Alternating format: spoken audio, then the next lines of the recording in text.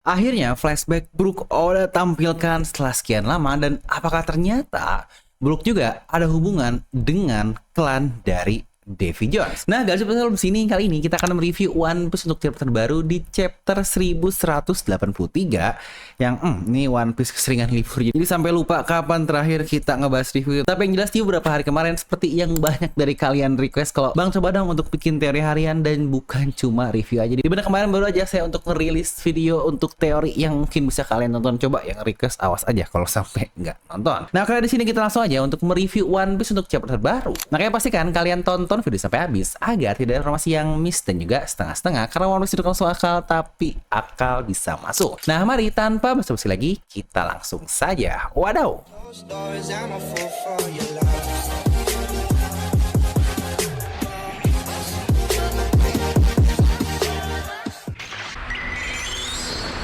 Nah, di mana judul untuk chapter kali ini adalah Good Mermaid, dan kali ini juga kita mendapatkan Color Split di mana seluruh kru dari topi jerami sedang berada di atas semburan air dari gajah yang lagi-lagi seperti biasa lah ya. Color Split One Piece selalu colorful yang sangat-sangat baik sekali. Chapter pun dimulai dari Imu yang berkata, "Ragnir, kau sudah menunggu selama ini untuk mencari seseorang yang bisa membalas dendam kepadaku kan? Bukankah seperti itu?" Ragnir pun lagi-lagi masih terlihat marah dan Loki pun hanya berkata, "Apa yang kau bicarakan? Aku tidak pernah melihat seorang yang sangat kuat seperti itu." Imu pun menjawab, "Loki, Luffy topi jerami tidak ada dari kalian yang bisa menjadi pasukan dari Imu, maka Imu akan menghilangkan kalian. Sama seperti Dozan." Dan Loki pun menyerang dengan nama Ragna Tujin Bladesheim yang lagi-lagi terlihat ya terdapat dua petir dari langit yang sangat besar dan langsung terbang ke arah Imu, di mana Imu pun dia lagi-lagi mengubah tongkatnya dan memutar untuk menahan serangan tersebut. Dan lagi-lagi nama pedangnya pun berubah karena di sini namanya adalah Sword of Wrath yang bernama Gram. Yang mungkin satu bagian menarik dari kata-kata Imu di sini adalah siapakah kira-kira Dozan yang dikatakan oleh Imu tersebut? Ya apa mungkin ada hubungan dengan Nidok di masa lalu yang juga bersama dengan Ragnir yang pernah kita lihat juga siluetnya dari Oda ketika menceritakan tentang Nidok dan juga Loki ini. Lalu kita pun sedikit diperlihatkan keadaan di desa barat yang terlihat ya kalau anak-anak dibawa masuk ke bagian tubuh dari Rengat Zaza dan para emak-emak pun yang penuh perban ikut melawan karena lagi-lagi baru saja mereka menyelamatkan anaknya tetapi mereka harus melihat lagi anaknya diculik begitu saja. Chopper pun panik karena mereka masih terluka dan bisa mati kalau mereka terus memaksa. Ripley pun bilang kalau mereka menculik anakku, maka nyawaku ini tidak ada harganya. Di mana Zaza pun mengeluarkan air dan menghajar para ibu-ibu tersebut. Gillingham pun dia berkata, kalau hanya membutuhkan 7 bocah saja dan sepertinya ini sudah cukup. Ayo pergi, Zaza. Dan Sanji pun yang terbang mulai sampai ke lokasi dari desa barat ini. Dan lagi-lagi di sini kita berpindah ke lokasi dari Gunko yang membeku oleh Ragnir, dan ternyata di sini benar ya, kalau es dari Ragnir tersebut masih tetap membeku dan tidak terpengaruh apa-apa oleh api hitam yang dibuat dengan Imu tersebut. Yang definisi seperti kata-kata Loki, kalau es dari Ragnir hanya dialah yang bisa menghilangkan esnya tersebut. Namun yang menarik di sini ternyata tim Nami sudah menuju ke lokasi dari Brook dan Usopp yang sebelumnya bertarung di sisinya pun bertanya, "Brook, tentang wanita itu, apakah ada alasan kau benar-benar serius menghadapinya? Aku hanya sekilas, tetapi aku bisa melihat kalau semua hal ini adalah serius." Brook pun hanya terdiam dan Nami pun bertanya lagi, "Apa kau kenal dengannya, Brook? Apakah dia musuh dari masa lalumu?" Dan Brook pun yang masih terbaring dengan Usopp di sini pun dia menjawab, "Dia bukanlah musuh, tetapi dia seseorang yang aku harapkan tidak akan pernah berhadapan lagi dengan dirinya." Yang seharusnya sih seperti itu, tetapi saat ini aku benar-benar tersesat. Jika dia adalah seseorang yang sama seperti yang aku pikirkan, berarti saat ini seharusnya usianya sudah 77 tahun.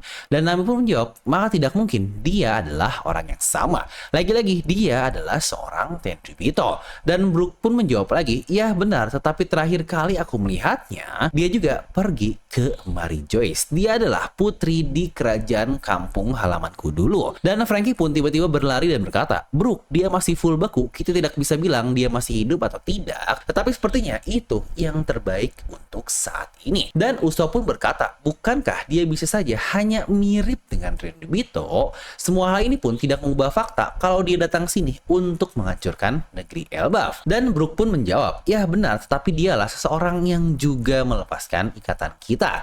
Kenapa dia melakukan hal tersebut? Dan dia pula bahkan berteriak seperti mengenal diriku. Namun tidak lama setelah itu, dia akhirnya kembali lagi menjadi bentukan iblis. Hal ini membuatku melihat ada 3 kepribadian berbeda yang ada dalam diri wanita tersebut. Pertama adalah personality aslinya, lalu seseorang yang menyelamatkan kita dan melepaskan belenggu kita juga. Dan terakhir adalah wujud dari iblisnya.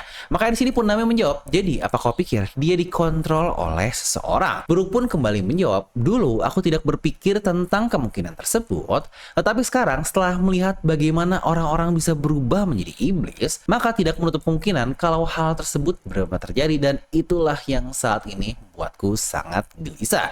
Yang lagi-lagi Jinbei yang sangat rasional pun dia pun berkata di bagian sini, maaf kalau ini hal yang sensitif Brook, tetapi kita perlu memutuskan dia harus dibunuh atau tidak. Kita tidak bisa bergerak sebelum kau membuat keputusan. Yang definisi Jinbei kan emang mantan pemimpin, jadi dia punya pemikiran yang gercep juga. Ya lagi-lagi definisi seorang pemimpin. Brook pun menjawab, sejujurnya ini hal yang sudah lama sekali. Dia masih hanya seorang bocah dan aku pun dulu masih sangat muda. Dahulu terdapat sebuah negara yang runtuh bernama Esperia. Ini adalah negeri di mana musik banyak diciptakan dan studio musik pun berjajaran banyak sekali di jalanan negeri tersebut. Dan kita di sini masuk ke flashback dari Brook yang dimulai untuk timeline-nya 70 tahun yang lalu. Dimana menurut saya beberapa hal menarik adalah nama dari kerajaannya yang bernama Esperia, yang bukankah terdengar cukup familiar dengan bentukan kerajaan seperti ini? Karena kalau kalian menonton Movie Red yang rilis di tahun 2022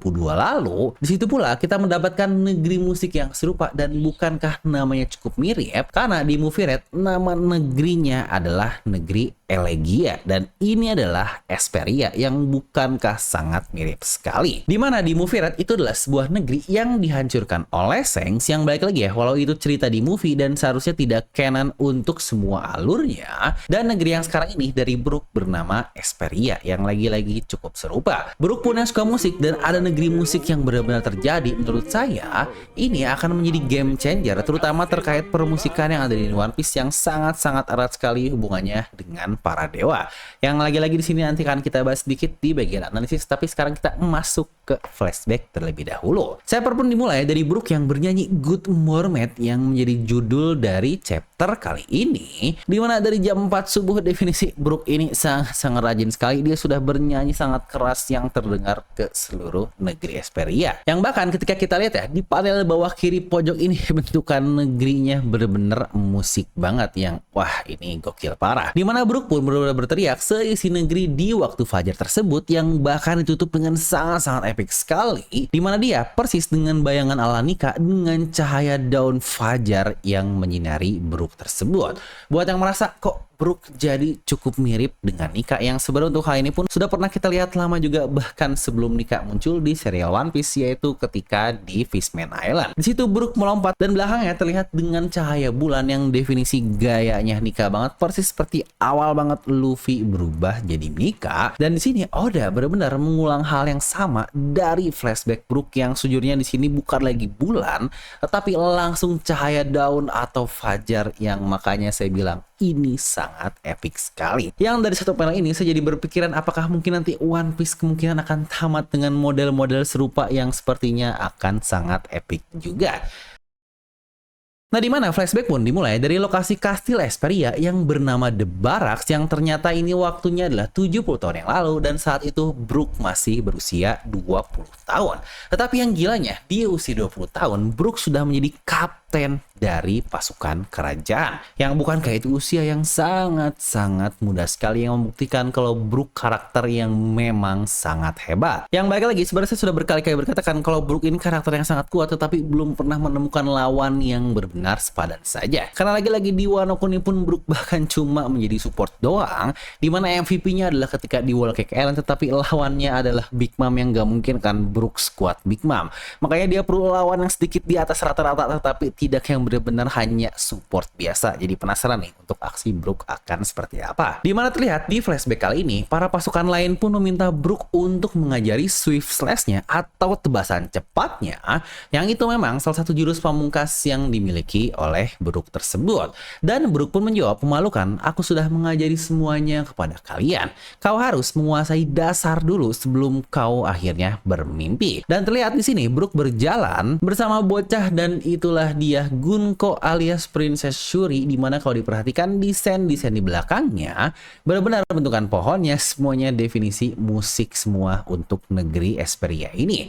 Dan untuk pertama kalinya juga di sini kita melihat bagaimana muka asli dari Brook tanpa adanya kacamata. Yang jujur nih untuk bentukan mukanya, bukankah cukup mirip dengan karakter Usopp kita yang walaupun lagi-lagi kalau kita teliti lebih dalam lagi, bukankah cukup mirip juga dengan Teach ketika dia masih kecil di God Valley?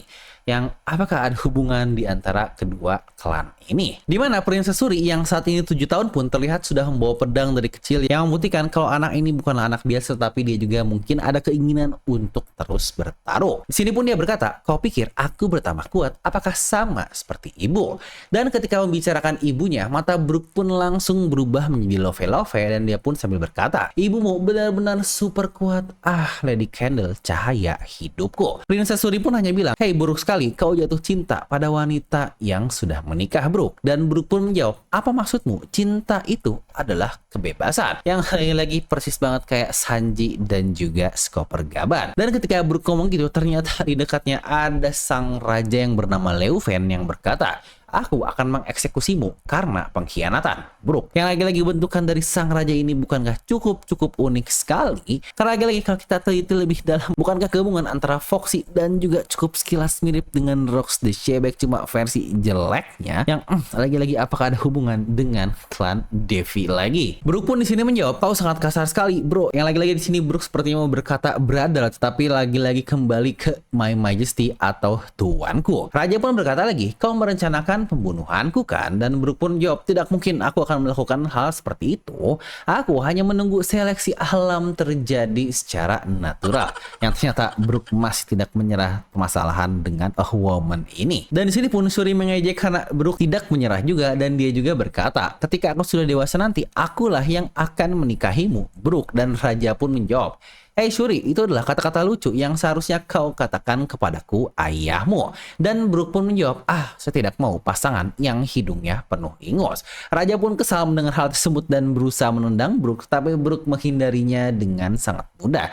Yang terlihat banget kalau hubungan di antara raja dan Brook ini sangat-sangat dekat sekali. Berani-beraninya kau mengejek anakku di depanku. Dan Brook pun hanya bilang kalau saya adalah tipe orang yang setia. Dan Princess Shuri lagi-lagi dia diejek tapi masih bisa tertawa dengan sangat baik, yang bukankah ini bocah mantap banget Princess Shuri. Yang bahkan ketawanya bukankah cukup mirip dengan Luffy yang ketawa di dalam mode nikahnya, yang bukankah cukup menarik sekali. Namun tiba-tiba ada penjaga yang bilang kalau ada geng yang datang mendekat dari pelabuhan, dan para penjaga di sana saat ini sedang kekurangan orang. Bantuan kita dari kastil pun sepertinya tidak akan cukup untuk sampai tepat waktu. Sang raja pun bertanya apa yang mereka incar. Dikatakan kalau mereka mencari Ratu Candle dan dia saat ini berada di rumah opera. Dan raja pun menjawab lagi, "Apa berarti mereka berasal dari keluarga Mauron? Mereka sudah mengincar Candle sejak lama, dan sejak kapan mereka berhasil mendarat di daerah kita? Berikan informasi kepada Candle agar tidak meninggalkan rumah opera." Dan dijawab lagi oleh penjaga kalau semua deden musi di rumah opera sedang berada di mode do not disturb, yang kayak HP aja nih, tidak menerima notifikasi apa-apa. Dan Shuri pun anaknya bilang kalau Brook, kau harus melakukan sesuatu, mereka akan menculik mama. Brook pun di sini sangat santai sekali sambil menjawab, keluarga Moron itu aneh. Aku baru saja bertemu mereka di pelabuhan hari ini. Dan yang ternyata benar-benar ditunjukkan oleh Oda kalau ini definisi geng ya, bukan bajak laut. Karena bentukannya persis seperti mafia atau ya seperti gang begal lah bentukannya bagaimana. Dimana sih pun diperlihatkan Ratu Kendall yang masih di opera yang sepertinya acaranya sudah selesai, karena di sini dia pun berkata, wah sungguh pertunjukan yang luar biasa, dan para geng tersebut pun sudah menunggu Kendall di luar rumah opera. Mereka bilang kalau Don Moron memerintahkan untuk boleh menembakmu jika kau masih menolak. Hari ini kita akan selesaikan semuanya. Kau akhirnya akan jatuh cinta kepada bos kami. Dan ya lagi-lagi sang raja pun panik, namun bro lagi-lagi di sini sangat santai dengan bilang, jangan khawatir my royal bro, anjay dekat banget bro dengan sang raja. Ingat ratu kita itu sangat kuat dan tidak mungkin mereka bisa menculiknya. Serta memalukan sekali mereka tidak menyadari ketika aku bertemu mereka di pelabuhan kalau aku sudah memotong mereka semua. Dan terlihat efek tebasannya pun baru muncul dan semua geng situ pun langsung terjatuh. Rakyat pun yang melihat bilang, hah mereka tertebas, yang berarti itu adalah Swift Slash dari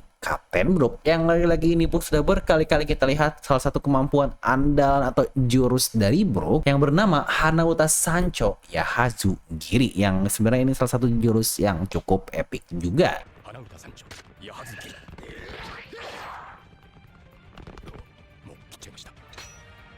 Dan bertepatan saat itu, sang ratu pun keluar dan ya lagi-lagi di sini diperlihatkan Ratu Kendall tidak ditunjukkan sebagai seorang wanita cantik yang biasa saja, tetapi Oda menunjukkannya kalau dia benar-benar berwujud wanita bangsawan super tangguh yang bahkan untuk pakaiannya cukup mirip dengan angkatan laut. Di sini pun narator berkata kalau lebih dari 70 tahun yang lalu terdapat dua bintang besar di kerajaan Esperia. Satu adalah mantan komandan dari penjaga kerajaan dan ratu saat ini yang bernama Kendall, dan lainnya adalah orang yang musiknya sangat dibenci atau tidak disukai.